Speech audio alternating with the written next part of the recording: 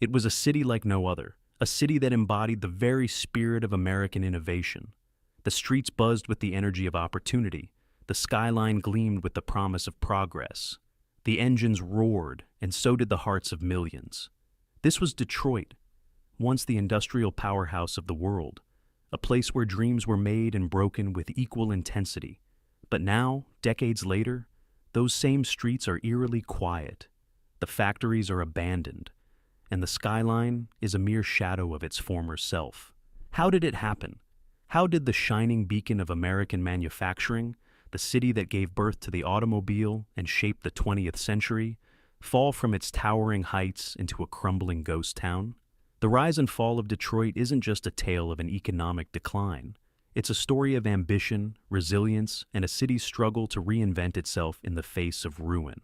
The story of Detroit's transformation begins in the early 20th century. It was 1913 when Henry Ford, with his innovative spirit, revolutionized the automobile industry.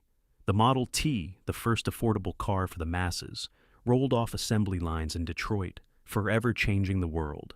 And it wasn't just Ford's vision that drove Detroit forward. It was the vision of an entire industry that saw no limit to what it could achieve. This was the golden age of Detroit, a time when factories sprang up like wildfire, and the city's population swelled to meet the demand for labor.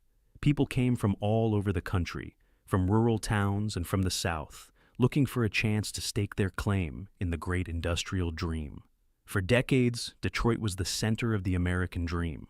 The city was a monument to innovation, its factories producing vehicles that would dominate the streets, and its workers enjoying a standard of living they had never imagined before. Detroit had wealth, it had power, and it had the world's attention. In the 1950s, the city's population reached nearly 2 million people, and it was the world's leader in manufacturing. The skyline gleamed with the promise of a bright future, a future that seemed destined for greatness. But beneath this success lay a series of problems, ones that would eventually bring the city to its knees. As the American auto industry boomed, so did the competition. Japan, Germany, and other nations began to produce cars that were more fuel efficient, more reliable, and more affordable. Detroit, for all its might, had become complacent. It continued to churn out massive gas-guzzling vehicles without adapting to the changing demands of the market. The American car industry was slow to innovate, and that complacency would prove to be fatal. Then came the 1970s. The gas crises, the rising cost of oil, and inflation all hit at once. The very things that had once made Detroit the greatest industrial city in the world, the automobile and its gasoline dependency, became its Achilles heel. People didn't want large, inefficient cars anymore. And as oil prices soared, the demand for fuel-efficient vehicles from foreign manufacturers like Toyota and Volkswagen surged. Detroit had fallen behind, and it was about to pay the price. By the 1980s, things began to unravel. The auto industry was in free fall, and Detroit was at the epicenter of the collapse. Factories closed, jobs were lost, and the city's streets grew quieter by the day. What had once been a booming metropolis now found itself sinking into a quiet despair. The jobs that had once fueled the city's economy were now gone, and with them, the very lifeblood of Detroit began to wither. As the manufacturing base crumbled, the city's population began to decline. The urban decay set in. Entire neighborhoods were abandoned. The once thriving city became a shell of its former self, with blighted buildings, overgrown lots, and crumbling infrastructure. By the 2000s, Detroit had become a symbol of what happens when an economy built on one industry fails. Unemployment skyrocketed. Crime surged. The city was facing a crisis of unimaginable proportions. But the collapse of Detroit wasn't just about an economic downturn. It was also about a city struggling with deep-seated issues of race, segregation, and inequality. The riots of 1967, which erupted in response to police brutality and racial tensions, were a clear sign that Detroit was fractured. The African American community, which had been integral to the city's workforce, was left to suffer the brunt of the economic and social fallout. As jobs disappeared, so did opportunities for many in the black community. The division between the wealthy and the impoverished grew starker, and the racial divide widened. The 2008 financial crisis was the final blow. It sent the city into a downward spiral that seemed impossible to recover from.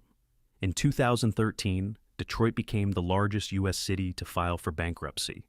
More than $18 billion in debt, a hollowed-out economy, and a city infrastructure that was crumbling under the weight of years of neglect. The Motor City had gone from its peak to a fiscal disaster, struggling to provide basic services for its residents. As businesses fled, residents left in droves, and abandoned buildings became more commonplace, a new chapter in Detroit's story emerged, that of resilience. While many viewed the city as beyond saving, others saw something different. They saw a city full of history, a place still capable of reinventing itself. Small grassroots movements began to take shape, trying to restore the heart of the city. Artists, entrepreneurs, and community leaders started to reclaim the abandoned buildings, turning them into art studios, incubators for new businesses, and community centers. The slow, painful process of revitalization began.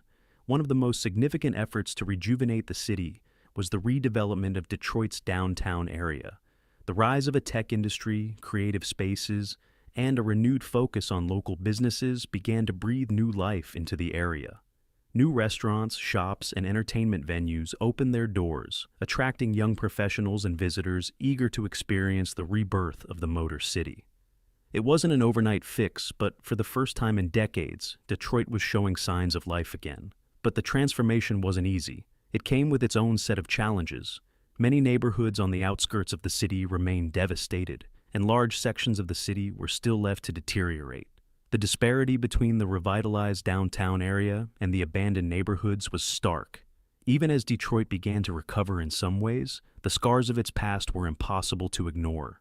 The path to recovery wasn't just about physical infrastructure, it was also about addressing the deeper issues of inequality, race, and opportunity. Detroit had to reckon with the fact that its prosperity had never been shared equally. The African American community, which had been central to the city's growth, had to fight to reclaim its place in a city that had left so many behind.